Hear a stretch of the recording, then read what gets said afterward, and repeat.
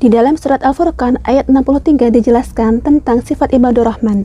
Ibadur rahman artinya adalah hamba-hamba dari Allah yang Maha Pemurah.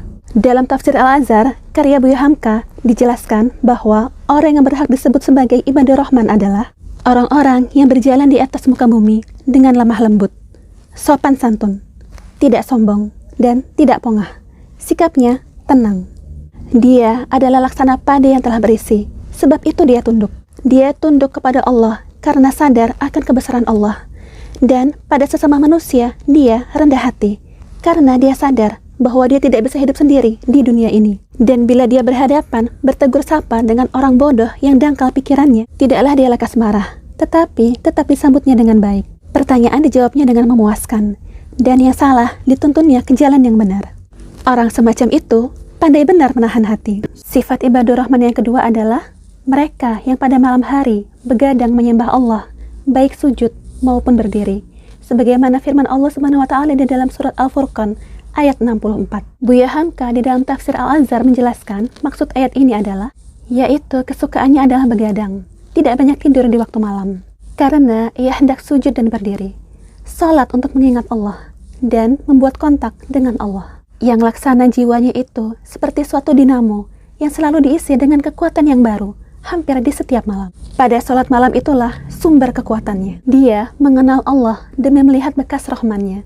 Dan sebab itu, dia selalu mendekatkan diri kepada Allah. Lantaran itu pula, maka jiwanya yang semula tidak berdaya, la haula, dan tidak berupaya, la quwata, dengan sebab sholat malam, dia pun berdaya kembali, dan dia pun berupaya.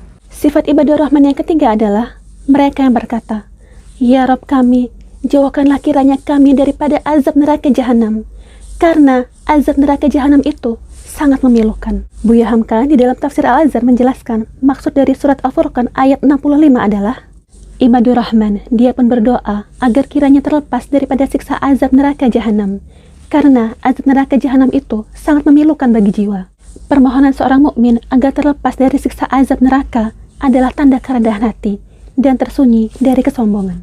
Dia sadar bahwa dia adalah manusia yang tidak suci dari lengah dan lalai, selalu dipengaruhi hawa nafsu, dan diancam oleh tipu daya setan. Seorang ibadur rahman tidaklah merasa bahwa dia telah mengerjakan suruhan Allah dan menjauhi larangannya, maka dia sudah terjamin masuk surga dan terhindar dari azab neraka. Seorang beriman memandang dosanya, betapa kecil sekalipun, adalah laksana ia duduk di bawah naungan sebuah bukit, yang merasa seakan-akan bukit itu akan selalu menimpa dirinya. Orang-orang yang menafkahkan harta mereka tidaklah ceroboh dan tidak pula kikir, melainkan pertengahan di antara keduanya.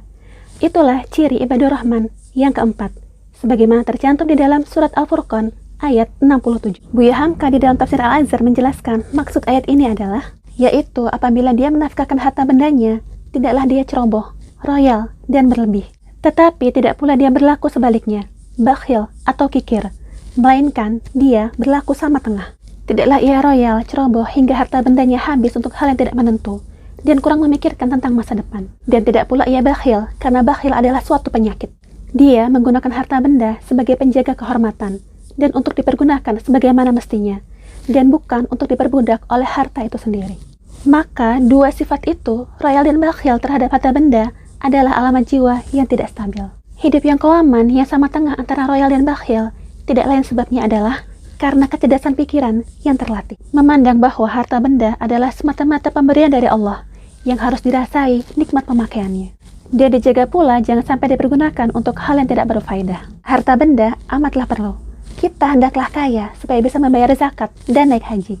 Sedang zakat dan haji adalah dua di antara 5 rukun Islam. Dan bila membaca urutan ayat, mulai bangun begadang di tengah malam, ayat 64, dan takut siksa neraka jahanam, ayat 65-66, disambung dengan larangan royal atau bakhil, maka tampaklah bahwa hamba-hamba Allah yang Maha Pemurah atau ibadur rahman mempertalikan keteguhan batinnya di salat malam dengan usaha mencari harta benda untuk dinafkahkan. Satu dengan yang lainnya tidak terpisah. Ciri ibadur rahman yang kelima adalah tidak syirik, tidak membunuh, dan tidak berzina.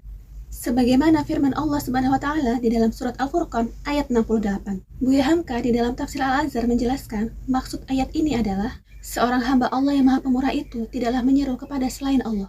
Dalam ayat itu bertemu 3 hal yang amat dijauhi oleh hamba Allah yang sejati. Pertama, tidak memperserikatkan Allah dengan yang lain. Kedua, tidak membunuh jiwa yang diharamkan kecuali dengan alasan yang hak. Ketiga, tidak berbuat zina. Sebagai urut-urutan ayat yang tersebut sebelumnya, kehidupan muslim itu adalah tali berjalin 3. Kalimat tauhid membentuk satu pandangan yang luas, yaitu bahwa seluruh makhluk Allah, terutama sesama manusia, diberi hak hidup di dunia oleh Allah. Kita tidak berhak mencabut nyawa sesama manusia. Kita tidak berhak membunuh, karena membunuh artinya adalah merampas hak hidup satu nyawa. Seseorang hanya boleh dibunuh atas keputusan hakim, atas suatu kesalahan yang patut dibayar dengan nyawa. Dan karena bertemu kegagalan dalam hidup, seseorang tidak boleh membunuh dirinya. Seorang hamba Allah sejati pun tidak melakukan zina. Zina adalah perhubungan setubuh yang dilakukan di luar nikah. Karena maksud kedatangan agama adalah untuk mengatur keturunan. Kelahiran ke dunia adalah menurut pendaftaran yang sah. Hendaknya jelas bahwa si Anu adalah anak si Fulan. Maka dijelaskan di dalam ayat 68 dan 69 bahwa orang-orang yang memperserikatkan Allah dengan yang lain dan orang yang membunuh sesama manusia termasuk diri sendiri dan berzina, maka orang-orang itu akan bertemu dengan hukuman. Al-Quran menentukan hukuman bagi pembunuh sesama manusia adalah jiwa dibayar dengan jiwa.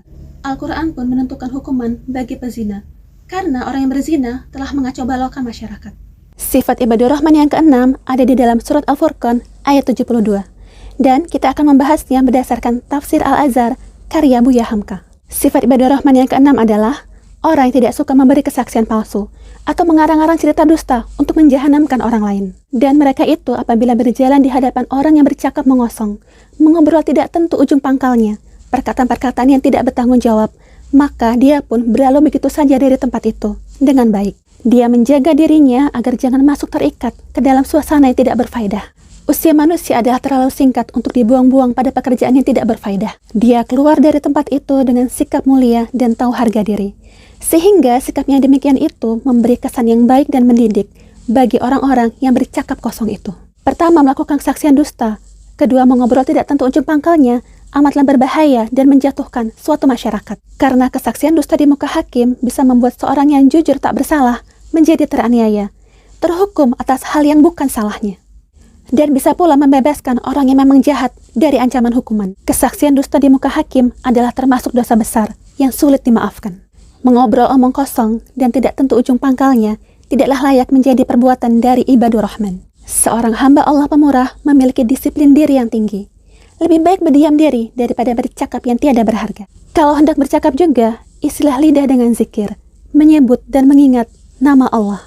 Salla alaika Allahu ya adnani, ya Mustafa ya safwatar rahmani. Alhamdulillahilladzi a'tani hadzal ghulam at-tayyib al-ardani. Sallu ala